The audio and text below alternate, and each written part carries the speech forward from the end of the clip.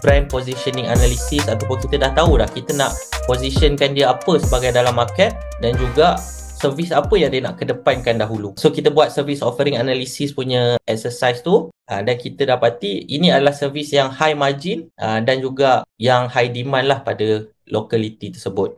So kita tekan ads. So dalam masa yang sama, itu satu part marketing lah. Saya pergi pula kepada part people development. Macam mana dia manage human resource dalam company. So bila staff dah start masuk kerja, dia dah ada induction week, ataupun dia dah ada onboarding punya minggu lah kepada staff dia.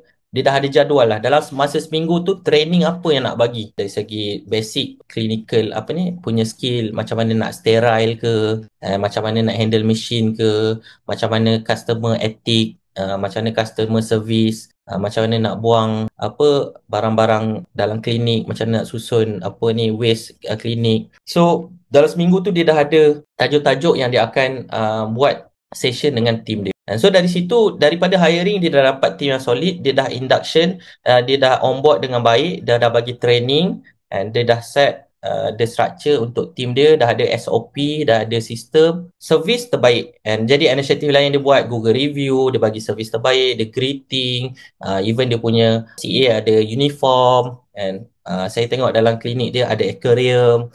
And so sebulan pertama tu kita tengok, dan Alhamdulillah dia berjaya hit 40k yang pertama untuk first month, and then second month naik ke 50, lepas tu 55. Itulah satu case study yang mana saya nak reflect tadilah, bila mana kita masuk dalam medan perang tu, kita masuk dalam marathon yang panjang ni. Business is a marathon lah, bukan sprint. Kita nak buat business tahun 2, tetapi kita nak buat build to last organisation.